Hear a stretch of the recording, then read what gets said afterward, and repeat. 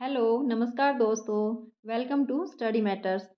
सबसे पहले तो मैं उन लोगों का शुक्रिया करना चाहूँगी जिन्होंने मेरे चैनल को सब्सक्राइब किया है और मुझे सपोर्ट कर रहे हैं। मैं उनका तहे दिल से स्वागत करती हूँ भाई मेरे चैनल पर, ठीक है ना। मैंने अभी थोड़े टाइम से ही अपना चैनल शुरू किया है, लगभग 2 ढाई महीने से। और आप लोगों का जो सपोर्ट मिल रहा है ना, जो कुछ लोग हैं जो जिन्होंने मेरे चैनल को सब्सक्राइब किया है और भाई कमेंट किया है कि मैं काफ़ी अच्छा कर रही हूँ, तो उसके लिए मैं आपका बहुत ही लिए शुक्रगुजार हूँ। और आप प्लीज़ मेरे चैनल पर बने रहिए। मैं आपको जो भी कैंडिडेट एसटेट सीटेट या किसी भी स्टेट का टेट कर रहे हैं या किसी टीजीटी मतलब एसएसटी टीजीटी की स्क्रीनिंग की तैयारी कर रहे हैं, ठीक है ना, उन सब के लिए मेरे जो वीडियोस हैं वो काफ़ी फ़ायदा पहुँचाएंगे, उनको काफ़ी हेल्प मिलेगी इनसे, क्योंकि मैं एनसीईआरटी की तकरीबन सभी क्लासेस के एनसीईआरटी अपने चैनल पर करवाऊंगी।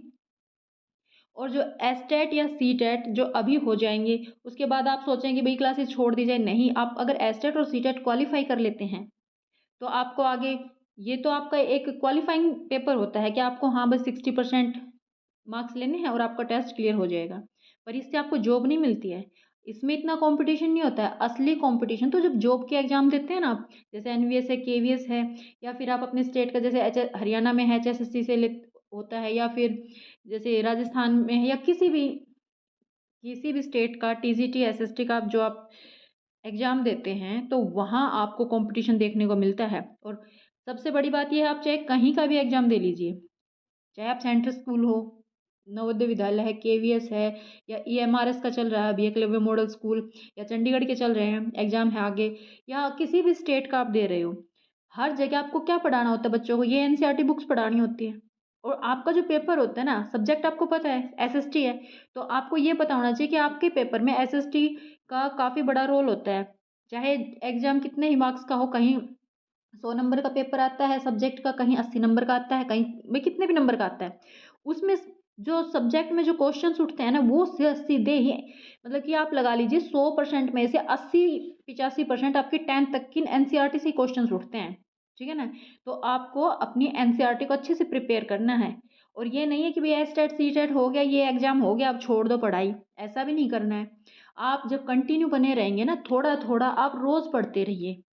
साल 6 महीने ऐसा लगता है टाइम, साल भर या 6 महीने आप कंटिन्यू पढ़ते रहिए।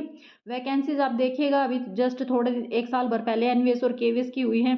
एकलव्य मॉडल पहले हुआ था, अब दोबारा आ गया, अब चंडीगढ़ भी आ गया है, ठीक है ना। ऐसे ही और वैकेंसीज भी आती रहेंगे, आप बस प्रिपेयर करते रहिए, अपनी तैयारी कंप्लीट रखिए। आपने बोल दिया मेरा सब्जेक्ट एसएसटी है, भाई मेरा कैसे हुआ, वो मेरा तब होगा ना जब मैं उस पर पकड़ बनाऊं। तो आप अपने सब्जेक्ट पर अच्छी से पकड़ बनाइए, एनसीईआरटी को अच्छे से प्रिपेयर कीजिए। और जितना पॉसिबल हो सकेगा मैं आपको डेली का वीडियो तो मैं ज़रूर डालूँगी, और भी ज़्यादा अगर मैं कोशिश कर पाई तो मैं करूँगी, ठीक है ना। आपको मेरे चैनल पर एनसीईआरटी की वीडियोस कंटिन्यू मिलती रहेंगी। बस आप अपनी प्रिपरेशन करते रहिए, बीच में छोड़िएगा नहीं।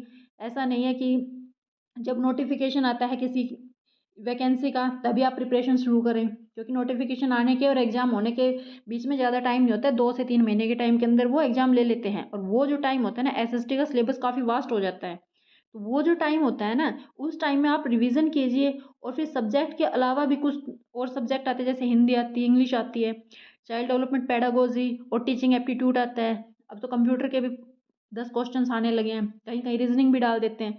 तो आप उन सब की प्रिपरेशन भी उसी टाइम करते हैं, और सब्जेक्ट को भी वो सिर्फ आपको रिवीजन टाइम मिलता है, या फिर आपके जो कॉमन सब्जेक्ट होते हैं ना उनके लिए मिलता है। आपको अपना सब्जेक्ट पहले से ही प्रिपेयर करना होगा अगर आप एक गवर्नमेंट टीचिंग जॉब चाहते हैं तो, ठीक है ना। वरना हमेशा कामयाबी के पास जाके वापस लौटते रहना पड़ेगा भाई, कि हाँ मैं तो सिलेक्ट हो जाता, 5 नंबर से, 2 नंबर से, 4 नंबर से रह गया, बस फिर यही कहते रहना पड़ेगा। इसलिए प्लीज़ कंटिन्यू अपनी स्टडी करते रहिए। चलिए भाई, बातें हो गई बहुत। आज हम फिर अपना टॉपिक शुरू करते हैं, यह है पृथ्वी के प्रमुख स्थल रूप। तो चलिए भाई शुरू करते हैं, पृथ्वी के प्रमुख स्थल रूप।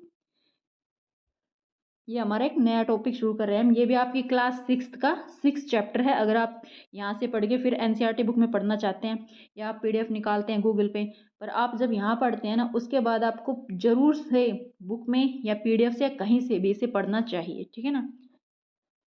तो चलिए भाई, अब हम अपना टॉपिक शुरू करते हैं।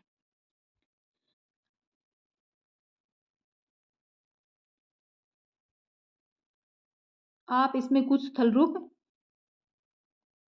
जरूर देखेंगे। जो चित्र 6.1 में दिखाए गए हैं आप देखेंगे कि पृथ्वी की सतह सभी जगह एक समान नहीं है। पृथ्वी पर अनगिनत प्रकार के स्थल रूप है। स्थलमंडल के कुछ भाग ऊंचे तथा कुछ भाग समतल, ऊंचे नीचे हैं तथा कुछ समतल हैं। ये स्थल रूप दो प्रक्रियाओं के परिणाम स्वरूप बनते हैं। सबसे पहले तो चलो भाई हम यही देख लेते हैं। जो कह रहे हैं, ये कह रहे हैं कि जो हमारी अर्थ पर आपने देखा होगा ना, कहीं पहाड़ हैं, ये पर्वत हैं, कहीं पठार है, कहीं नदियां हैं, कहीं मैदान है ना। तो ये आप देखते हो हम अपने इंडिया में ही देख लेते हैं। ये सारी फैसिलिटीज अर्थ पे इतना दूर जाने की जरूरत नहीं है। हम वर्ल्ड मैप को देखें, आप इंडिया में ही देख लो, ये सारी चीजें हमारे इंडिया में ही है। नदियां भी हैं, झीलें भी हैं, पहाड़ भी हैं, पठार भी हैं, मैदानी एरिया भी है ना। तो इन सब चीजों में ये क्यों है? सबसे पहली बात तो ये कि भाई ये इस तरह की जो फॉर्मेशंस बनी हुई है ना, ये आकृतियां हैं, स्थलाकृतियां, ये क्यों बनी हुई हैं? ठीक है ना। तो ये स्थल रूप दो प्रक्रियाओं के परिणाम स्वरूप बनते हैं। इन्होंने बोला दो प्रक्रियाओं के परिणाम स्वरूप बनते हैं। आपको यह जानकर आश्चर्य होगा कि जो मैदान, जिस जगह हम खड़े हैं या हमारे घर में बैठे हैं या जिस भी एक्टिविटी में हैं, इसके नीचे भी क्या है, धीरे धीरे गति हो रही है। कुछ ना कुछ इसके नीचे भी चल रहा है। पृथ्वी के अंदर लगातार गति हो रही है। पहली, आंतरिक प्रक्रिया के कारण पृथ्वी के अंदर गति हो रही है, यानी कोई प्रोसेस चल रही है हमारी अर्थ के अंदर। तो वो किसकी वजह से होती होगी? भाई अंदर चल रही है तो आंतरिक प्रक्रिया के कारण हो रही है। ठीक है ना। बहुत से स्थानों पर पृथ्वी की सतह कहीं ऊपर उठ जाती है तो कहीं नीचे धंस जाती है ना। तो ये सब किस वजह से होता है भाई? हमारी जो अर्थ है ना, वो दो तरह के फोर्स उस पर लगते हैं। एक तो बाहर से, ठीक है ना, एक अंदर से, आंतरिक फोर्स। अब हमारे अर्थ के अंदर क्या है पता है आपको? नीचे प्लेट्स हैं, आपने बहुत बार सुना होगा। तो वो प्लेट्स क्या है, धीरे धीरे मूव करती रहती हैं। अर्थ के अंदर जो हमारी क्रस्ट है, इसके अंदर मेंटल के नीचे जो हमारी प्लेट्स है ना, वो क्या है, मूव करती रहती हैं। भाई उनके नीचे लावा है, पिघला हुआ मैग्मा है, ये सब चीजें हैं, है ना। तो उनकी मूवमेंट से ही हमारी जो ये स्थलाकृतियां बनी हुई है ना, ये सब बनती हैं। ठीक है। क्या? प्लेट्स की मूवमेंट से, जैसे टेक्टोनिक प्लेट्स के वगैरह, ये आपने पढ़ा होगा बुक्स में, और नहीं भी पढ़ा है तो 9th क्लास का एक चैप्टर आएगा जिसमें इंडिया की फॉर्मेशन के बारे में बात होगी। अभी तो हम वर्ल्ड ज्योग्राफी पढ़ रहे हैं, पूरे वर्ल्ड की ज्योग्राफी के बारे में, जनरल ज्योग्राफी एक तरह से। फिर हम ओनली इंडियन ज्योग्राफी पढ़ेंगे ना, तो इंडिया की जो ये स्थलाकृतियां बनी हुई है, लैंडफॉर्म्स है इंडिया के अंदर, वो कैसे बनी हुई है, क्या है, वो सब डिटेल में पढ़ेंगे। वो आपका 9th क्लास की एनसीईआरटी में है। ठीक है ना। तो चलिए पहले हम इसी को समझते हैं, यहाँ जो बताया गया है। पहली तो एक तो प्रक्रिया हमने देखी, आंतरिक प्रक्रिया हो जाती है जो अंदर से होती है। वो क्या होती है? जो अंदर हमारी जो अर्थ के अंदर जो प्लेट्स है ना, अर्थ के नीचे प्लेट्स हैं, उनकी मूवमेंट के कारण होती है। अर्थ की प्लेट्स जो गति करती हैं उनकी मूवमेंट के कारण होती है, ये स्थलाकृति है। दूसरी बाह्य स्थलाकृति, बाह्य प्रक्रिया। और बाह्य प्रक्रिया से कैसे? जैसे स्थल स्थल के लगातार बनने व टूटने की प्रक्रिया, पृथ्वी की सतह के टूटकर घिस जाने को। सुनिए क्या कह रहा है। एक तो स्थल के लगातार बनने और टूटने, भाई टूटता भी है और बनता भी है। ठीक है ना, दोनों बातें बोला इसने, बनने और टूटने की प्रक्रिया। ये कैसे होती है? पृथ्वी की सतह के टूटकर घिस जाने को अपरदन कहते हैं। जब पृथ्वी की सतह है, पहाड़ हैं, पहाड़ भी तो, जैसे आप सुनते हैं ना कि लैंडस्लाइड हो रहा है या पहाड़ टूट रहे हैं, है ना, जो वो हाईवेज जाम हो जाते हैं, या जो नीचे लोग रहते, घर रहते, बिल्डिंग होती है, उनका बेचारों को बहुत नुकसान हो जाता है ना। वो सब चीजें किससे होती हैं? पहाड़ टूट रहे हैं, घिस रहे हैं धीरे धीरे, तेज बारिश से, तेज आंधियां चलती हैं। अब आप देखते हो मिट्टी उड़ा के ले जाती है, बारिश होती है तो मिट्टी कट जाती है ना। तो जो हमारी अर्थ है, हमारी धरती है, पृथ्वी है, उसके ऊपर की सतह क्या हो रही है? टूट रही है। उसको क्या बोला है? अपरदन। और अपरदन की प्रक्रिया की सतह द्वारा नीचे, बल्कि इससे क्या होता है, जब अपरदन होता है ना, तो हमारी अपरदन का मतलब ऊपर वाली चीज हट रही है, तो वो ऑटोमेटिकली नीचे हो गई, है ना। ऊपर से अगर कोई लेयर किसी, जैसे ऊपर से हमारे अर्थ के ऊपर से मिट्टी की एक परत हट जाएगी तो डाउन चली जाएगी ना, और नीचे ही जा रही है, तो उससे क्या होगा? नीचे हो जाती है। और अब ये भी सोचिए भाई, अर्थ के अंदर ही रहना, वो सारा मटेरियल अर्थ से बाहर, ऐसा तो है नहीं कि मार्स पर चला गया है या मरकरी पर चला गया या वीनस भी, दूसरे प्लैनेट्स पर तो नहीं जाएगा, दूसरे ग्रह के ऊपर तो नहीं पहुंच रहा है ना। जो अपर्दन हो रहा है, अपर्दन हुआ यानी कि हमारी जो सतह है अर्थ की, वहां से एक जगह से हट गई, वो मिट्टी हटी, पहाड़ के पत्थर हटे, कुछ भी हटे, और वो दूसरी जगह क्या हो जाते हैं? जमा, है ना। अब वो कहीं से उठ के कहीं तो जाएंगे, तो वो क्या हो जाएंगे? निक्षेपण। निक्षेपण का मतलब होता है उनका फिर किसी दूसरी जगह पर निर्माण हो जाना। भाई अपर्दन होके एक जगह से हट गई, और निक्षेपण का मतलब क्या हुआ? वो दूसरी जगह जाके सेट हो गई। ठीक है ना। तो इनसे क्या होता है, अब आप देखते हो जैसे रेगिस्तान होता है, वहाँ क्या होता है, तेज हवाएं चलती हैं। एक जगह रेत का टीला होता है, बहुत बड़ा पहाड़ से दिखाई देता है।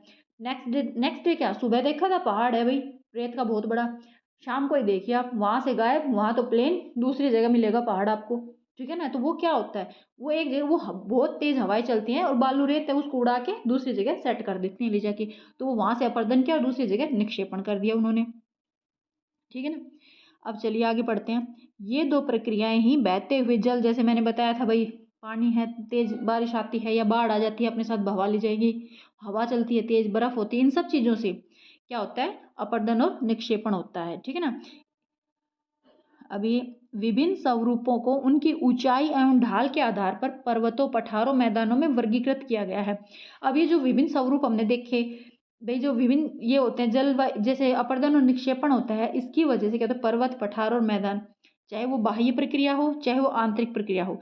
आंतरिक प्रक्रिया हुई है स्थल के सॉरी अर्थ के अंदर जो हमारी प्लेट्स मूवमेंट कर रही हैं, प्लेट्स गतियाँ कर रही हैं, वो एक तो वो रीजन है, और एक दूसरा ये जो बाह्य प्रक्रिया है। ठीक है ना, ये बाह्य प्रक्रिया बताई है, एक ये रीजन है। इन दो रीजन से हमारी जो अर्थ है ना, उसमें पठार, पर्वत, पठार और मैदानों का निर्माण हुआ है। और इसको हमने मतलब कि जो ये सथल आकृतियां बन गई है ना, ये लैंड फॉर्म्स बन गई हैं, इनको हमने पर्वत, पठार और मैदानों में बांट दिया है। ठीक है। अब अब इसमें हम पर्वतों को पढ़ते हैं। सबसे पहले पर्वत। अब ये पर्वत क्या है, हम यही पढ़ना है। ठीक है ना। तो पर्वत, पर्वत क्या है, पर्वत पृथ्वी की सतह की प्राकृतिक ऊंचाई है। ठीक है ना। पर्वत पृथ्वी की सतह की प्राकृतिक ऊंचाई है। पर्वत का शिखर छोटा तथा आधार चौड़ा होता है। यह आसपास के क्षेत्र से बहुत ऊंचे होते हैं। कुछ पहाड़ बादलों से भी ऊंचे होते हैं। जैसे जैसे आप ऊंचाई पर जाएंगे जलवायु ठंडी होती जाती है। ठीक है। चल पहले हम इसी को समझते हैं। अब यहाँ देखिए, ये देखिए पहाड़ की, इसमें डायग्राम दे रखा है, इसमें एक फोटो दे रखी है पहाड़। अब यहाँ देखिए,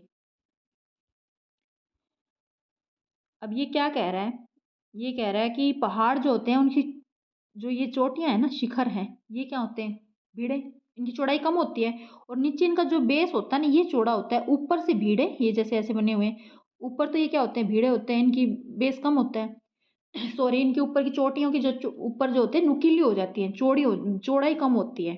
ठीक है ना। और नीचे क्या होता है, इनका बेस क्या होता है, काफी चौड़ा होता है। बस इन्होंने पर्वत की खासियत में यही बताया है। और यह आसपास से बहुत ऊंचे होते हैं। आपने देखा होगा भाई, हमारी जो बेस है, हमारी अर्थ है, अर्थ पे जो हमारे मैदानी एरियाज हैं या और है, सी लेवल है, सी लेवल से तो हमारे हर चीज की ऊंचाई मापते हैं ना पहाड़, तो सी लेवल से क्या होते हैं, ये ऊंचे होते हैं। ठीक है।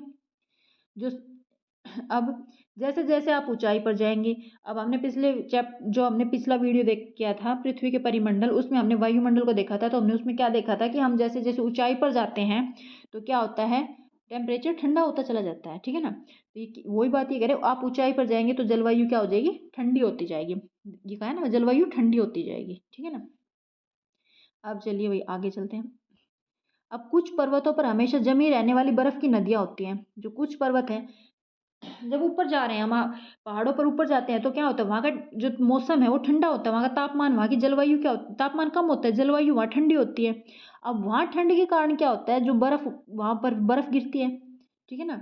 और वहाँ पानी जो होता है वो भी जम जाता है भाई, वहाँ टेम्परेचर 0 डिग्री के से भी डाउन चला जाता है, माइनस में होता है। तो वहाँ क्या होता है, बर्फ जम जाती है। पानी की जो बर्फ की नदियाँ क्या होंगी भाई, नदी है, पानी है, वही जमेगा।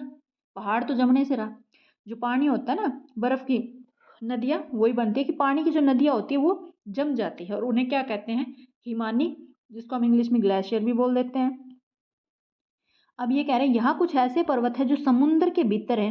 अब हम अर्थ के ऊपर तो देख लेते हैं भाई पर्वत है, समुद्र के अंदर तो हम जाके देख ही नहीं सकते, है ना। हमें बाहर से थोड़ी दिखाई देगा कि समुद्र के अंदर भी पर्वत है, क्योंकि ऊपर से तो पानी पानी दिखाई देता है। अब कठोर जलवायु होने के कारण पर्वतीय क्षेत्रों में बहुत कम लोग निवास करते हैं। चलिए पहले हम इसको समझते हैं कि समुद्र के अंदर भी पर्वत है। ठीक है ना। अब एक बात आप यहाँ देखिए, इन्होंने बताई है कि, यहाँ समझाती हूँ मैं आपको, देखिए यहाँ, अब ये लगा लीजिए आपका, ये आपकी अर्थ है, अर्थ का बेस है। ठीक है ना भाई, जमीन है हमारी। अब यहाँ आ गया ये पर्वत आ गया यहाँ, एक मिनट, दोबारा बताती हूँ। ये ज़मीन है, ठीक है। अब इस पर आ गया ये पर्वत, ये हो गया पर्वत। अब और ये आ गया समुंदर यहाँ, ठीक है। अब एक पर्वत इस समुंदर में भी है।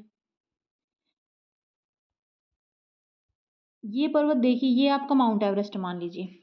ये अब ये बताइए किसकी हाइट ज़्यादा है? ये जो है ये इतना पानी में ढका हुआ है, हमें तो इतना दिखाई नहीं दे रहा नीचे का। अब मान लीजिए ये 10 किलोमीटर है, 10 मीटर का है, सॉरी 10 किलोमीटर का, और ये तो 8 किलोमीटर कुछ है ना। हमारा माउंट एवरेस्ट तो 8 किलोमीटर है, और ये जो समुंदर के अंदर है और ये हमें दिखाई नहीं दे रहा। पर ये क्या है हाइट में, इससे तो बड़ा है हाइट में ये, है ना, समुंदर के अंदर है। पर हमें ये, भाई हमने ये थोड़ी देखा नीचे कितना है। अभी समुद्र की सतह पर बना उगा हुआ है, मतलब कि समुद्र की सतह यहाँ से उठा है, यहाँ बना है ये पर्वत, और ये धीरे धीरे ऊपर आया है। और माउंट एवरेस्ट है ये 0 पे आया है, तो ये जो हमारा लेवल है ये 0 है ना, सी लेवल। तो ये सी लेवल के नीचे है। तो इस तरह के भी पर्वत होते हैं जो समुद्र के अंदर होते हैं। अब आप देखते हो जो द्वीप होते हैं समुद्र के अंदर निकले होते हैं, वो क्या होते हैं? यही होती है, लैंडफॉर्म से होती हैं, स्थलाकृतियां होती है, वो उठा हुआ भाग होता है, ठीक है ना। अब इस तरह के पर्वत भी आपको देखने को मिलते हैं, तो समुद्र के अंदर भी पर्वत होते हैं, इस बात का ध्यान रखिए। चलिए अब आगे चलते हैं। इसका एक एग्जाम्पल देखो यहाँ दिया हुआ है, मैं बताती हूँ आपको। हाँ ये देखिए, इन्होंने आपकी बुक में इस बुक में दे रखा है, एनसीईआरटी में। ये कह रहे हैं कि प्रशांत महासागर में स्थित मोनाकी पर्वत, मोनाकी पर्वत, अब ये ध्यान है कि कहाँ, हवाई द्वीप पर, जो प्रशांत महासागर के अंदर द्वीप है, द्वीप मतलब भाई एक एरिया है बहुत बड़ा, वो उठा हुआ है प्रशांत महासागर के अंदर, जमीन है एक तरह, जैसे अपना अपना यहाँ अंडमान निकोबार लक्षद्वीप है ऐसे ही, तो वहाँ क्या है, हवाई द्वीप है। और उसके ऊपर एक पर्वत है मोनाकी पर्वत, ठीक है ना। वो सागर की सतह में नीचे है, और उसकी ऊंचाई 10,205 मीटर है, जो किससे भी ज्यादा है, एवरेस्ट से भी ज्यादा है, ये ध्यान रखिएगा। पर अब उसको सबसे हाईएस्ट क्यों नहीं माना जाता, क्योंकि वो समुद्र के अंदर है और हम अर्थ के ऊपर मान रहे हैं ना, तो हम उसको 0 लेवल लेके चलते हैं, इसलिए हम माउंट एवरेस्ट को सबसे ऊंचा शिखर मानते हैं। भाई ऊंचाई हमारी अर्थ की, अर्थ पे जो सबसे ऊंची चोटी है वो माउंट एवरेस्ट है तो वो भी चोटी पर वो नीचे हो जाती है, माउंट एवरेस्ट से तो नीचे हो जाती है ना, क्योंकि हाइट सी लेवल से माप रहे हैं हम, ना कि समुद्र के सतह से। समुद्र के अंदर जो जमीन है, जो अर्थ है, समुद्र के अंदर जो लैंड, बल्कि जो जमीन है, जो उसका समुद्र की सतह है, वहां से नहीं नाप रहे हैं, ठीक है ना। तो इसलिए जो ऊंचाई की, अब ये क्वेश्चन आप ध्यान रखिएगा, मोनाकी पर्वत हवाई द्वीप में है, प्रशांत महासागर में, और उसकी ऊंचाई 10,205 मीटर, और एक ऐसा पर्वत है समुद्र के अंदर पर्वत है, ठीक है। चलिए अब वापस आ जाते हैं भैया, हम अपने उस वहीं जहाँ पढ़ रहे थे। अब देखिए ये कहता है कि, हाँ जी, पर पहाड़ों की जो जलवायु होती है कठोर होती है, वहाँ बहुत कम लोग निवास करते हैं, वहाँ का धरातल खड़ी ढाल वाला होता है तथा कृषियों की भूमि की कमी होती है। अब सीधी सी बात है भाई, पहाड़ों पर आप खेती तो कर नहीं सकते ना, पहाड़ पर आप कैसे खेती करेंगे? और पहाड़ों पर उतरना चढ़ना, ऊपर रहना, ऊपर जलवायु भी ठंडी है ना, तो हार्श मौसम है, और फिर हमेशा डर बना रहता है कब पहाड़ सरक जाए, कब क्या हो जाए। पर रहते तो हैं लोग, ऐसी बात नहीं है नहीं रहते, पर जो मैदानी एरिया है ना वहाँ से कम रहते हैं, क्योंकि वहाँ खेती बाड़ी भी नहीं की जा सकती, कम होती कृषि, क्योंकि वहाँ जमीन कम होती, पहाड़ी एरिया है, ठीक है ना। कुछ स्पेसिफिक पेड़ पौधे लगाए जाते हैं किसी ऐसी फसल के जिनको वो टेम्परेचर या वो वहाँ की जो जलवायु है उन फसलों के लिए अच्छी होती है, जैसे केसर वगैरह, सेब अब के उगते हैं, या और भी बहुत सी ऐसी फसलें होती हैं, या बाग लगा लिए जाते हैं, तो वो चीज़ें होती हैं वहाँ, ठीक है ना। चलिए अब आगे चलते हैं। अब ये कह रहा है पर्वत एक रेखा के क्रम में भी व्यवस्थित होते हैं, जिसे श्रृंखला कहते हैं। अब कंटिन्यू पर्वतों की, मतलब कि जैसे कि अब ये यहीं देख लीजिए, अब ये एक पर्वत है, ठीक है, उसके बाद एक ये है, इसके बाद ये है, अब आप ऐसे आगे चलते चले जाएंगे।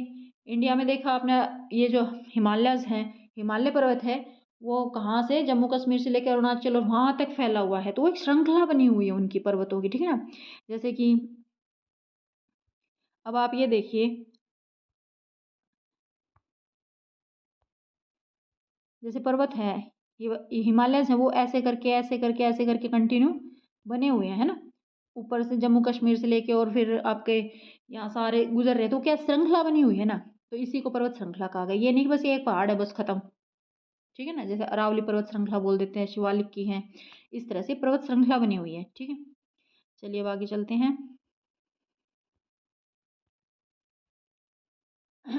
अब ये क्या कह रहा है कि बहुत से पर्वतीय तंत्र समानांतर श्रृंखला में, वही बात है जो मैंने अभी आपको बताया, की पर्वत श्रृंखला बनी हुई है,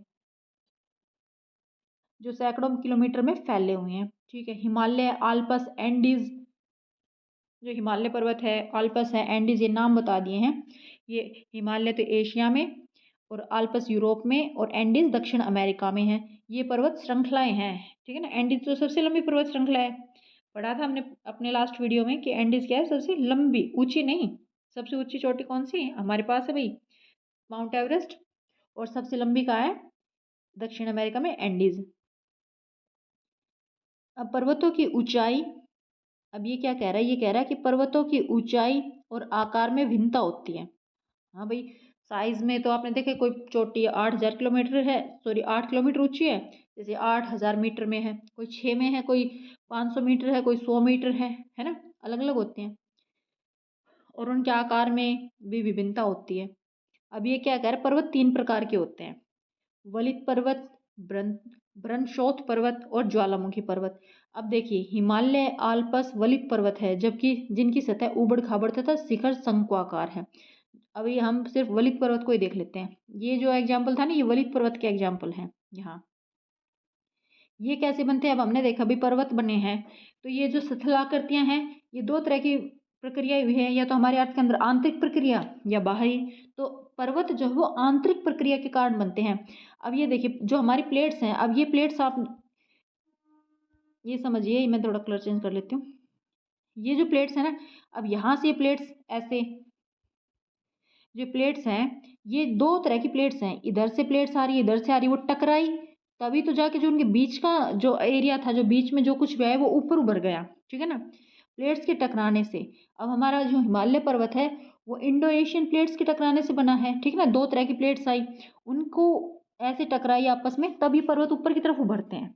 ठीक है ना, जैसे ये प्लेट्स का यहाँ से और यहाँ से दोनों प्लेट्स टकरा रही हैं, आ रही है, तो इनके बीच का जो मटेरियल है, जो बीच की जो जगह है, यहाँ पर जो कुछ भी है, वो नीचे से ऐसे टकराते आएंगे, तो धीरे धीरे धीरे धीरे, जैसे जैसे टच आगे आते जाएंगे, वो धीरे धीरे धीरे ऐसे उभरता जाएगा ऊपर। ठीक है ना, और जब ऐसे ही हमारा हिमालय पर्वत ऐसे ही बना हुआ है, ये होता है वलित पर्वत। ठीक है ना, जब 2 प्लेट्स आमने सामने होती है, उनकी टक्कर होती है, जो उनके बीच में जैसे जैसे वो नज़दीक आती है ना, अब यहाँ से जैसे जैसे नज़दीक आ रही है, इधर इधर इधर, तो इनका जो बीच का जो है, ये जैसे बीच में जैसे नज़दीक आती जा रही है, तो ये ऊपर की तरफ उभरता जा रहा है। ठीक है ना, तो ये हमारा हिमालय पर्वत है, और ये कंटिन्यू थोड़ा थोड़ा बढ़ रहा है, क्योंकि प्लेट्स जो है ना, वो धीरे धीरे नज़दीक आती जा रही हैं, आती जा रही हैं। बहुत माइनर मोमेंट हो रहा है, जिसको हम कई कई सालों में रिकॉर्ड करते हैं। ठीक है ना, मेरी जैसे चल रहा है अभी, जो ये जियोलॉजिस्ट हैं, ये क्या करते हैं, जो भूगोल शास्त्री, ये क्या करते हैं भाई, ये चेक करते रहते हैं इन चीज़ों को, तो उनको पता है कि ये जो प्लेट्स हमारी, ये वाली प्लेट्स है जो ये मूवमेंट कर रही हैं, और धीरे धीरे ये जो है बढ़ता ही जा रहा है, धीरे धीरे बढ़ ही रहा है। ठीक है ना, हल्का हल्का जो माइनर माइनर इंप्रूवमेंट इसमें दिखाई दे रहा है। ये देखिए, जैसे वलित पर्वत है, यहाँ दिखाई, यहाँ से जैसे प्लेटें आपस में टकराएंगी, तो ये ऐसे उभार की तरह उभरते जा रहे हैं ना ये। चलिए, आपको वलित पर्वत तो समझ आ गया होगा। अब इसके एग्जाम्पल्स हैं, जैसे वलित पर्वत के आल्प्स वलित पर्वत है। ठीक है ना, हिमालय और आल्प्स वलित पर्वत है। इनकी सतह क्या है, जिनकी सतह ऊबड़ खाबड़ और शिखर है। वलित पर्वत पर शिखर निकले हुए, चोटियां हैं इनकी, क्योंकि वो धीरे धीरे बढ़ रहे हैं ना ऊपर की तरफ। ठीक है, अच्छा, अब अपर्दन की प्रक्रिया के कारण यह श्रृंखला घिस भी जाती है। अब भाई चोटियां तो बढ़ रही हैं, पर वो तो हो गया हमारी आंतरिक प्रक्रिया हो गई, अंदर से फोर्स लग रहा है ना, आंतरिक फोर्स लग रहा है, आंतरिक बल है। अब बाहर से भी तो, अर्थ के बाहर भी तो कुछ ना कुछ जो प्रोसेस चल रही है ना, कभी बारिश आ रही है तेज, कभी आंधियां चल रही हैं, या कोई हार्श वेदर है, भैया ऐसा मौसम है कि भाई पर्वत की जो सतह है वो घिस रही है। ठीक है ना, तेज हवा से कभी बर्फ गिर रही है, अब बर्फ गिरेगी, वो जम जाएगी, फिर धीरे धीरे जब भी थोड़ी बहुत गर्मी होती है, तो वो पिघलती है अपने साथ, वो नीचे की तरफ सरकती है तो क्या, पत्थरों को भी, पहाड़ के जो पत्थर उनको भी तोड़ के अपने साथ लेके आती है ना। तो ये इन सब चीज़ों से क्या हो रहा है, साथ साथ वो घिस भी रही है श्रृंखला। उत्तरी अमेरिका के एल्पेशियन एल्पेशियन तथा रूस के यूराल पर्वत गोलाकार दिखाई देते, वो इसीलिए गोलाकार दिखाई दे रहे हैं क्योंकि वो घिस चुके हैं थोड़ा थोड़ा, और उनकी ऊंचाई भी हल्की हल्की कम हो रही है। और ये क्या है, बहुत पुराने वलित पर्वत है, जो यूराल है, और जो अमेरिका का एल्पेशियन। अब यूराल कहाँ है, यूरोप और एशिया की बॉर्डर पर तो है यूराल पर्वत। ठीक है ना, और एल्पेशियन अमेरिका में, उत्तरी अमेरिका में। अब ये पुराने वलित पर्वत हैं, और जो आपको जो अपना ये हिमालय पर्वत है ना, ये नया वलित पर्वत है। ठीक है ना, नया का मतलब ये नहीं अभी 150 साल में बना, करोड़ों साल पहले ये बना है, पर वो ये 1 करोड़ साल पहले बनाया है, मान के चलते हैं, अंदाजा लगाते हैं, वैसे ही बस समझाने के लिए बता रही हूँ कि मान लीजिए हिमालय पर्वत 1 करोड़ साल पहले बना है, पर जो ये अल्पेशियन और यूराल है ना, ये आपके 100 करोड़ साल पहले बने हो, ठीक है ना। इतना मतलब कि इसलिए इनको पुराने वलित पर्वत कहा गया है।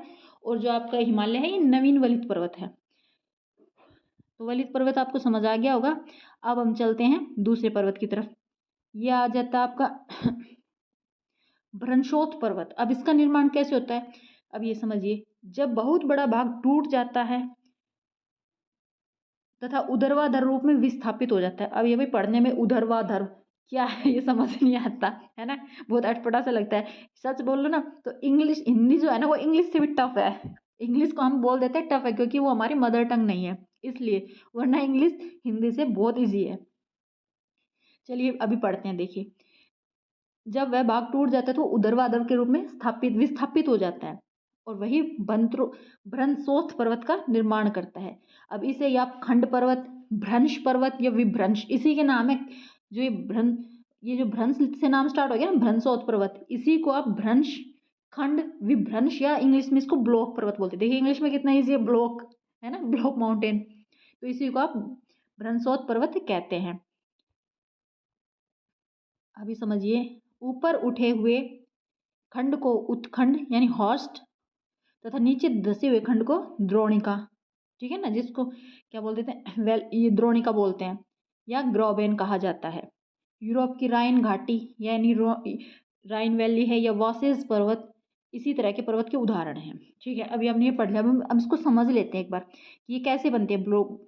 जैसे हमने अभी देखा था वलित पर्वत है वो दो प्लेटें आमने सामने टकराती हैं तब बनते हैं, और ये कैसे बनते हैं अब इनको देखते हैं। अब आप देखिए, मान लीजिए पहले ये एक पूरा पर्वत था, हम ऐसे समझने की कोशिश करते हैं, ठीक है ना, या एक जमीन का एरिया था या पर्वत था, ठीक है।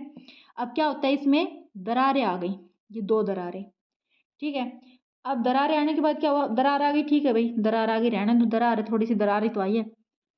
पर अभी क्या हुआ, जैसे उसमें तो क्या था कि जब वलित पर्वत बना था तो ये प्लेट इधर आई, ये प्लेट इधर आई, और ये ऐसे आके इनका मूवमेंट मतलब कि ऐसे टकराई और तब ऊपर पर्वत निकला, है ना। पर इसमें क्या है पता है, इसमें अलग है, इसका समझिए आप। इसमें क्या है, इसमें जैसे दरार आई, दरार आने के बाद ये प्लेट इधर सरक गई, ये इधर सरक गई, दो प्लेटें जो सरकी। अभी आपको बताती हूँ, एक मिनट रुकिए दोबारा से। जैसे ये एक पर्वत है और इसमें आ गई ये दो दरारें। अब दरार आने के बाद ये इधर सरक रही है और ये इधर सरक रही है, तो ये जो बीच का एरिया था ना, ये अब इनके सरकने से इधर सरक गई, इधर सरक गई, तो ये बीच का एरिया नीचे की तरफ धस गया, है ना। ये क्या बन गया, एक द्रोण बन गया, द्रोणिका। और ऊपर उठे हुए ये उत्खंड रह गई, ठीक है ना। तो इसी को भ्रंश पर्वत बोला गया है, ठीक है ना। इसी तरह से इनकी फॉर्मेशन होती है। ये जैसे अब इधर भी ऐसे ही हो गया, ठीक है ना। इसको भ्रंशोत पर्वत कहा गया है। ये इनका निर्माण ऐसे होता है। अब ये जो इन्होंने बताया था कि दो ऊर्ध्वाधर यानी दो उठे हुए भागों के बीच का जब एक भाग नीचे धस जाता है ना, विस्थापित हो जाता है। विस्थापित कैसे होगा भाई, वहां भी तो प्लेट्स की मूवमेंट हो रही है ना, जो आंतरिक प्रक्रिया चल रही है, पर उसमें क्या हुआ कि अपोजिट डायरेक्शन में प्लेट्स जो है वो अपोजिट डायरेक्शन में सरक गई है। थोड़ी सी पहले दरारें आई फिर सरक गई, सरकने से जो बीच में दरार आई थी वो नीचे धस गया, ठीक है। अब धसे हुए खंड को द्रोणिका, जो धसा है ना इससे उसको द्रोणिका, या इसको फिर इन ब्रैकेट ग्राबेन लिखा है तो आप ध्यान रखिएगा। जो क्वेश्चंस आते हैं ना एग्जाम में वो द्रोणिका और ग्राबेन में से ग्राबेन ही उठाएगा, तो ये ध्यान रखिएगा। सोचो इसको छोड़ ब्रैकेट के अंदर है तो आप ग्राबेन को ध्यान से पढ़ लीजिएगा। अब यूरोप की राइन घाटी, अब राइन घाटी है जो बीच में धस गया, इसी को तो द्रोणिका बोलना है, तो ये घाटी बन गई राइन, यूरोप की राइन घाटी। और वॉसेस पर्वत इसी तरह के पर्वत के उदाहरण है, ठीक है। उम्मीद करती हूँ भाई आपको समझ आ रहा है। अगर आप लोगों को समझ नहीं आ रहा हो ना, अगर किसी टॉपिक को आप दोबारा समझना चाहते हैं, कहीं मिस्टेक आपको लग रहा है कि हाँ भैया कन्फ्यूजन रह गया है, तो प्लीज़ आप कमेंट कर दीजिएगा। मैं उस पर आपको एक स्पेसिफिक अलग से उस टॉपिक पर छोटा सा वीडियो बना के दूंगी, पर आपको बताना पड़ेगा क्योंकि बिना बताए मुझे पता नहीं चलेगा। अभी यहाँ देखिए, अभी आगे चलते हैं। अब ये तो दो पर्वत हो गए, अब आ जाते हैं ज्वालामुखी पर्वत पर। अब ज्वालामुखी पर्वत या ज्वालामुखी क्रियाओं से बनते हैं। अभी जैसा नाम से ही जाहिर हो रहा है ज्वालामुखी पर्वत है तो ज्वालामुखी क्रियाओं से बनेंगे। अफ्रीका का माउंट किलिमंजारो तथा जापान का फ्यूजियामा इसी तरह के पर्वतों के उदाहरण हैं। अब ये क्वेश्चन यहाँ से भाई इतना डिटेल में आपसे ना भी पूछे कि ब्रह्मोत्तर पर्वत कैसे बनता है, और पूछ भी लिया जाए क्योंकि आपके सब्जेक्ट में आता है, आपको बच्चों को पढ़ाना है, ये बुक पढ़ानी है, तो आपको इसके आपका बेस मजबूत होना चाहिए ना। वो देखते हैं ना आपकी नॉलेज कहाँ तक है, सिर्फ तो फॉर्मेशन के बारे में क्वेश्चन पूछ सकते हैं। अब ज्वालामुखी पर्वत पर्वत देखिए, ज्वालामुखी पर्वत जो है वो अब उसके एग्जाम्पल दिए हैं कि अफ्रीका का माउंट किलिमंजारो और जापान का फ्यूजियामा, ये जो दो पर्वत है ये ज्वालामुखी पर्वत के एग्जाम्पल्स हैं, ठीक है ना। जैसे आपने वलित पर्वत के एग्जाम्पल्स भी याद करने हैं, ब्रह्मोत्तर पर्वत के एग्जाम्पल्स भी याद करने हैं, इनके कौन कौन से पर्वत हैं, जो वलित पर्वत हैं या ब्रह्मोत्तर पर्वत है, या न्यू वलित पर्वत है या पुराना वलित पर्वत है, ठीक है। और ये ज्वालामुखी पर्वत भी। अब ज्वालामुखी पर्वत कैसे बनते हैं, 1 मिनट, इसका भी था शायद एग्जाम्पल, हाँ ये रहा, सॉरी, इसका भी डायग्राम बना हुआ है यहाँ। अब देखिए अब क्या होता है, ऐसा नहीं है कि वो सीधा ही इतना ऊंचा बन जाता है, स्टार्टिंग यहाँ से होती है पर्वत बनने की, ठीक है ना। स्टार्टिंग में क्या होता है, नीचे जो पिघला हुआ, अब ये अर्थ की सरफेस है, इसके नीचे क्या होता है, पहले क्रस्ट आती है, क्रस्ट के नीचे मेंटल आती है, मेंटल के सबसे नीचे जो होता है ना, यहाँ पिघला हुआ लावा होता है बिल्कुल ही। और जब ये लावा ये खाली ना मतलब कि वेंट होती है, यहाँ से नाली टाइप होती है, यहाँ से ये लावा निकलना शुरू होता है और धीरे धीरे यहाँ यहाँ यहाँ निकलता है, ठीक है ना।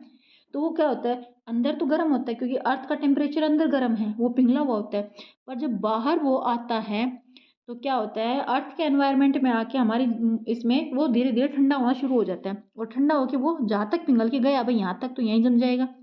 फिर नेक्स्ट टाइम फिर उसमें उबाल आ रहा है, नेक्स्ट टाइम वो फिर निकलेगा, फिर यहाँ आ जाएगा, ठीक है ना, फिर वो जमेगा, ऐसे धीरे धीरे करते बार बार वो निकलता है, ऐसे करके ये पर्वत बन जाता है, ठीक है ना। तो इसी को ज्वालामुखी पर्वत कहा गया है। अब अंदर से जो अंदर मैग्मा में क्या होता है भाई, जो लावा होता है उसमें क्या होता है भाई, जो चट्टानें पिघली हुई होती हैं, है ना, वही तो बाहर आती है, अंदर भी कुछ ना कुछ ये पिघलता है। और इनके अंदर क्या होता है, इसी के अंदर आपको ये खनिज पदार्थ मिलते हैं ज़्यादातर, ठीक है ना, क्योंकि वो अंदर से पिघल के आते हैं और दबते रहते हैं। चलिए, ये आपका ज्वालामुखी पर्वत भी हो गया। अब पर्वतों के कुछ बेनिफिट्स दिए इन्होंने, जल्दी से इनको पढ़ लेते हैं। पर्वत बहुत ही लाभदायक होते हैं, सभी को पता है। पर्वत जल के संग्राहक होते हैं। अब पहाड़ों ने जल कैसे इकट्ठा कर लिया, जल के संग्राहगार होते हैं। अब पहाड़ों ने जल कैसे इकट्ठा किया भाई, अब क्या होता है, जैसे हमें पता है कि जो साफ पीने का पानी समुद्र में तो बहुत है, महासागरों में तो बहुत पानी है, पर हम उसको पी तो नहीं सकते, यूज़ तो नहीं कर सकते ना। पर जो फ्रेश वाटर है ना, जिसको हम पी सकते हैं, अपने काम में यूज़ कर सकते हैं, वो पानी हमें कहाँ से मिलता है, ग्लेशियर से। अब पर्वतों पर क्या ठंडी जलवायु होती है, बर्फ गिरती है, या वहाँ जो नदियाँ हैं वो जम जाती हैं और वो धीरे धीरे पिघलती रहती हैं और नदियों में फ्रेश वाटर आता रहता है। जैसे गंगा नदी है, जो पहाड़ों से जो नदी आती है ना, उन सभी नदियों में जो पानी आता है, बारिश के टाइम में तो बारिश से आता है, उसके अलावा जो पानी उसमें कंटिन्यू चलता रहता है, क्योंकि उनको बारहमासी बोला जाता है, सदा हमेशा बहती रहती है, सदा नीरा कहते हैं, बारहमासी नदियाँ कहते हैं। तो जो पहाड़ों से निकलती हैं वही तो नदियाँ सदा नीरा या बारहमासी नदियाँ होती हैं, क्योंकि उनमें हमेशा पानी चलता रहता है। वो कहाँ से आता है, वो पहाड़ों पे जो बर्फ जमा होती है वही तो पिघल के धीरे धीरे आती रहती है, जो ग्लेशियर्स है वो धीरे धीरे पिघल के आते रहते हैं। तो इसलिए पर्वत क्या हो गए, जल के संग्रहगार हो गए, ठीक है। जो मैंने अभी बताया आपको वही चीज़ है ये, कि बहुत सी नदियाँ हिमानियों से पानी आता रहता है जो हम तक पहुँच जाता है।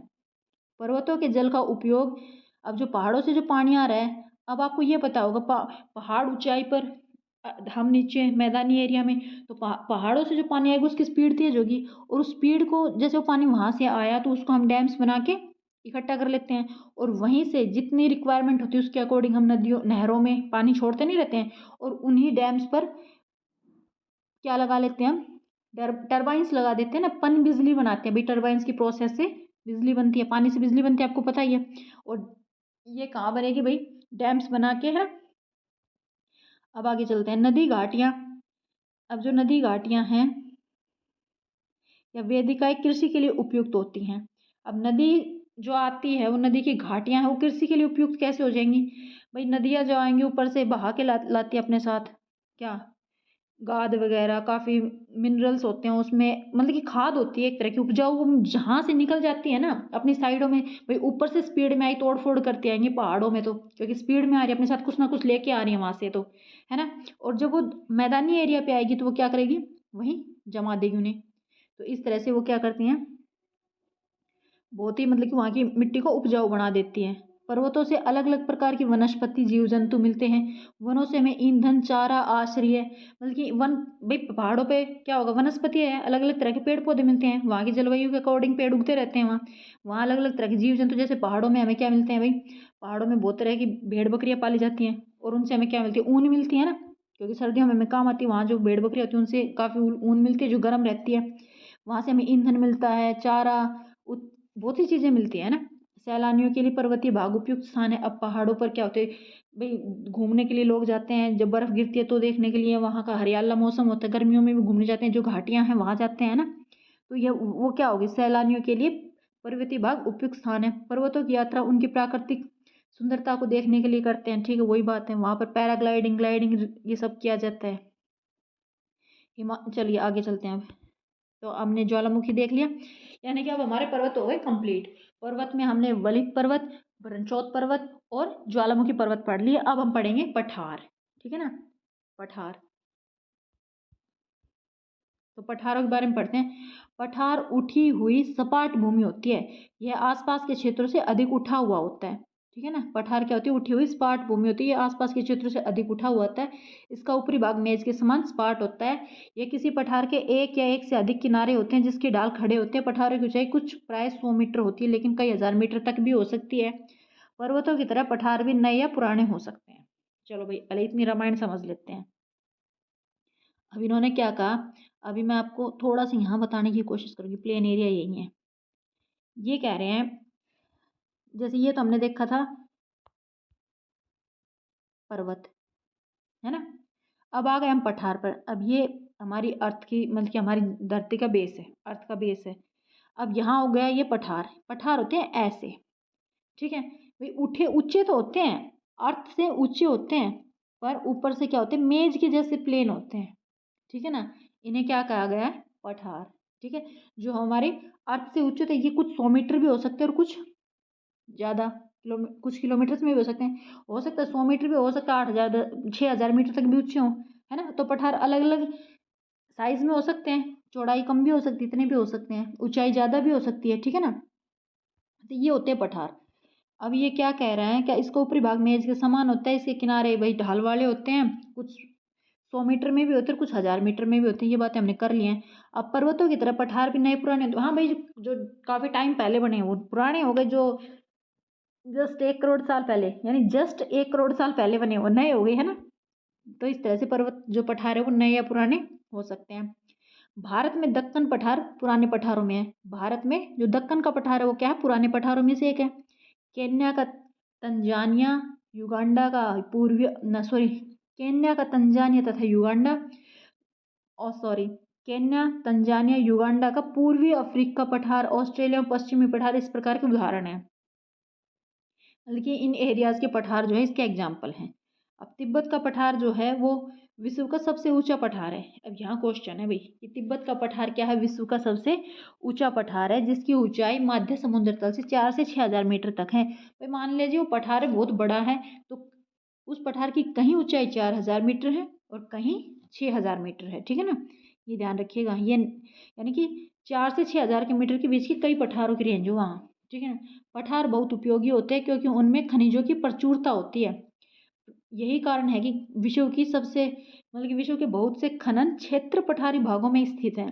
भाई जो ये पठार है इनमें खनिज बहुत मिलते हैं, ठीक है ना, क्योंकि लावा से भी या वैसे भी, मतलब कि जमे हुए हैं इनके अंदर, तकरीबन इनका निर्माण लावा से ही हुआ होता है। तो इनमें क्या होता है, बहुत ज़्यादा खनिज मिलते हैं।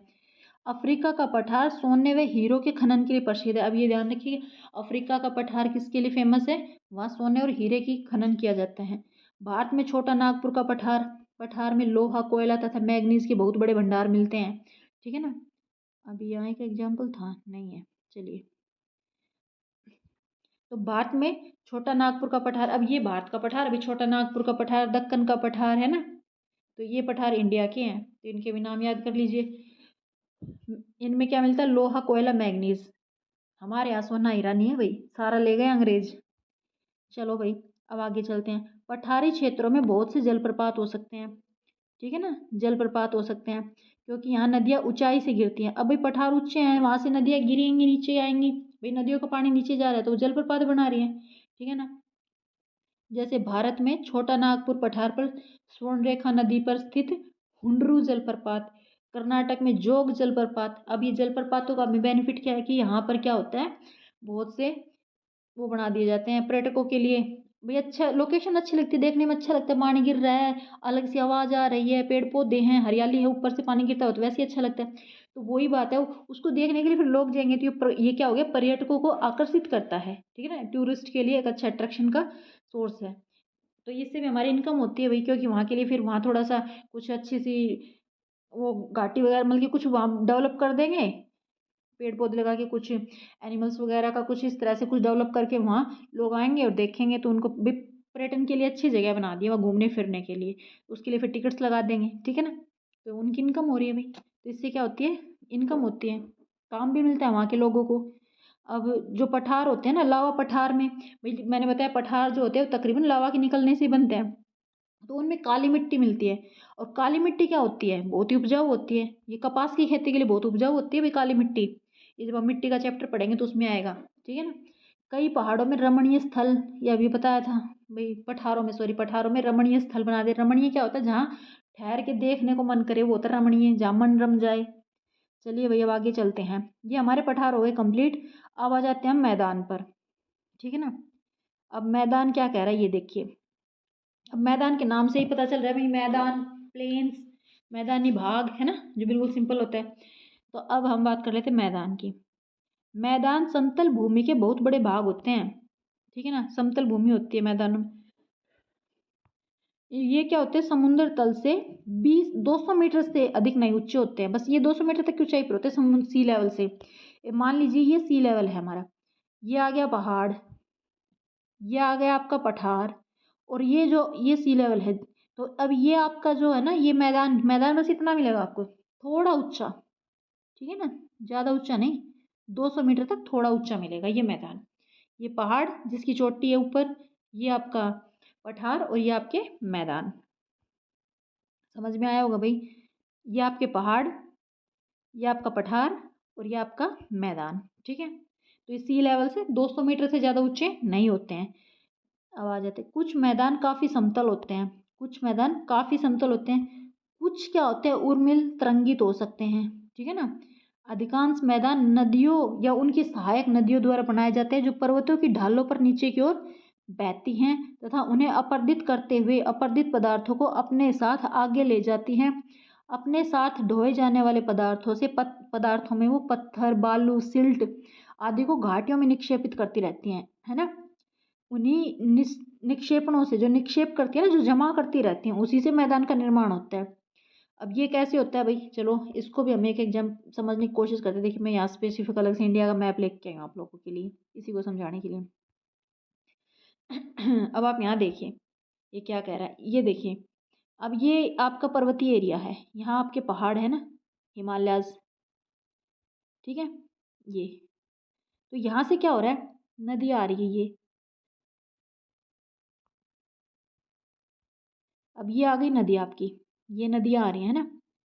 अब ये क्या कर रही है अपने साथ, ऊपर से आई, यहाँ से बारिश हुई या ग्लेशियर्स पिघल रहे हैं या बहुत ज़्यादा बारिश हो रही है, तो क्या होती है, वहाँ से पानी इकट्ठा होके आता है, नीचे गिरता है पहाड़ों से। तो यहाँ से ये पहाड़ों को अपने साथ तोड़ फोड़ करके ले आती हैं, पहाड़ों के साथ रगड़ करती हैं, घर्षण करके आती है ना। तो वो अपने साथ पहाड़ों से, पहाड़ कुछ बाल मतलब कि उनको फाइन पार्टिकल्स में भी टूट जाते हैं, बारीक बारीक टूटते हैं, ऐसा नहीं पूरे पहाड़ों को उठा के लेके आ रही है, छोटे छोटे टुकड़ों में पहाड़ टूट के आते हैं। तो उनको अपने साथ लेके आ रही है, लेके आते आते ऊपर से तो इनकी स्पीड तेज होती है, फिर यहाँ आके जैसे मैदानों एरिया होता है, स्पीड यहाँ ये गिरती हैं, और यहाँ से फिर इनकी स्पीड क्या हो जाती है, इनकी गति स्लो हो जाती है ना। कुछ और नदी यहाँ से निकली, कोई और निकली, फिर इसमें एंटर कर जाती हैं, जैसे कि गंगा नदी, ब्रह्मपुत्र नदी है। अब ब्रह्मपुत्र यहाँ से आती है, तो जो ब्रह्मपुत्र नदी है और गंगा नदी के बेसिन्स तो बोले जाते हैं इसे, सॉरी प्लेन्स बोलते हैं ना, ब्रह्मपुत्र नदी और गंगा नदी के मैदानी भाग। तो हमारे उत्तर का एरिया जैसे बिहार है, झारखंड, उत्तर प्रदेश, ये जो एरिया है, यहाँ पर क्या हो रहा है, ये नदियाँ आ रही हैं, और ये नदियाँ अपने साथ पहाड़ों से गाद, मिट्टी, बहुत से सामान लेके आ रही हैं, है ना, बालू वगैरह जो भी इन्होंने बताया, वो सब लेके आ रही है, और ऊपर से गिरती हैं तब इनकी स्पीड तेज होती है, अपने साथ वो सब अड़ंगा बहा के ले आई और यहाँ निक्षेपण कर दिया, वहां से तो अपर्दित करके ला रही हैं, ठीक है ना, अपर्दन कर लाई वहां से तो, और यहाँ उसको जमा कर रही हैं, निक्षेपण यहाँ कर रही हैं। अब यहाँ इनकी स्पीड धीरे हो जाती है ना, तो धीरे होते हैं ना, जैसे जैसे इनकी स्पीड कम होती है तो पानी में जो जो भी अपने साथ बहा के लाई उसको वहीं छोड़ देती है धीरे धीरे, और आगे बढ़ जाती है। पानी आगे समुद्र में चला जाता है, जो थोड़ा बहुत होता है वो यहाँ मुहाने पे जमा कर लेते हैं, जिससे डेल्टा बन जाता है ना। तो इस तरह से नदियाँ प्लेन बनाती है। फिर ये एरिया क्या हो गया हमारा, प्लेन्स में आ गया, ठीक है ना।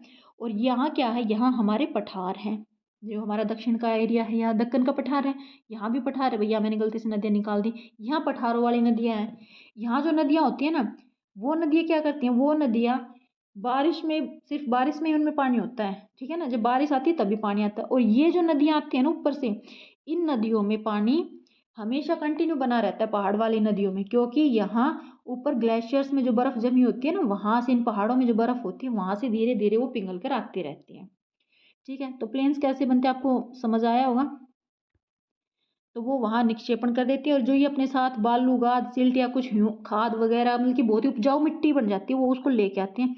बाढ़ आती है जब, तो वो बहुत स्पीड में आती है, बहुत ज़्यादा लेके आती है। पर जब 1-2 महीने के बाद जब वो पहले वाली परिस्थिति में आ जाती है, कंडीशन नॉर्मल हो जाती है, बाढ़ का जो नदियों का पानी वो कम हो जाता है, तो फिर क्या होता है, वो उसको साइडों में जो जहाँ जहाँ बाढ़ आई थी, जहाँ जहाँ उन्होंने वो जमा दिया था गाद वगैरह, तो वो जगह क्या हो जाती है, बहुत ही उपजाऊ हो जाती है, ठीक है।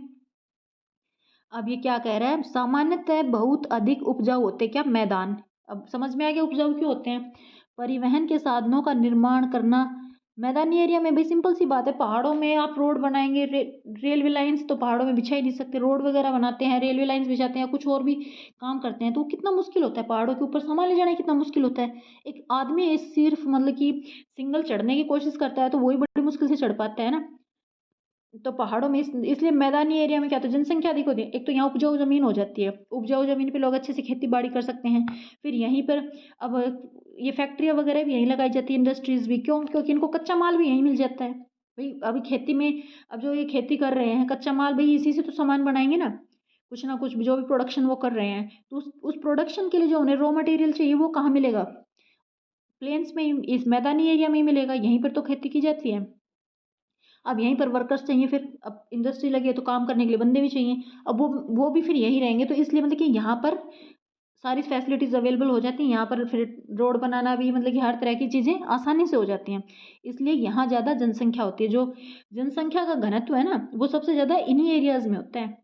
अब आप पढ़ते हो जनसंख्या घनत्व में, तो आप देखते हो कि दिल्ली जो केंद्र शासित प्रदेश है, यहाँ जनसंख्या घनत्व ज़्यादा है, क्यों, क्योंकि यहाँ क्या है, यहाँ उद्योग धंधे ज़्यादा हैं, हर तरह का मतलब कि सेंटर हो गया हमारे देश का, एक तरह से ये कैपिटल है, यहाँ हर चीज़ का काम होता है, तो यहाँ पर लोग काम करने के लिए ज़्यादा आए हुए हैं। अब जहाँ लोग ज़्यादा होंगे वहीं तो डेंस घनत्व बढ़ेगा ना जनसंख्या का, भाई वहाँ उस छोटे एरिया में लोगों की संख्या ज़्यादा हो गई है, ठीक है ना, और पहाड़ों पे कम है, अब अरुणाचल प्रदेश में कम है ना, तो वही बात है। अब आगे चलते हैं भाई, हम टॉपिक से थोड़ा आउट हो गए थे, अब इसमें देखते हैं। ये मैदान विश्व के सबसे अधिक जनसंख्या वाले मैदान है। नदियों के द्वारा बनाए गए कुछ बड़े मैदान एशिया तथा उत्तरी अमेरिका में पाए जाते हैं, ठीक है। हाँ, एशिया में स्थित, जैसे भारत में तो गंगा ब्रह्मपुत्र मैदान, तथा चीन में यांगत्से यांगत्से नदी का मैदान इसके प्रमुख उदाहरण हैं। मैदान मनुष्यों के रहने के लिए सबसे उपयोगी क्षेत्र होते हैं। यहाँ जनसंख्या अधिक होती है क्योंकि अब मकान बनाना, खेती करना समतल भूमि पर आसान हो जाता है, उपजाऊ मिट्टी होती है इसलिए खेती की जाती है, कारखाने भी लगाए जाते हैं, सारे काम यहीं हो जाते हैं भाई। भारत में गंगा का मैदान देश में सबसे अधिक जनसंख्या वाला क्षेत्र है। ब्रह्मपुत्र से भी ज़्यादा कहाँ, गंगा का मैदान, जो गंगा का मैदान है वो सबसे अधिक जनसंख्या वाला क्षेत्र है।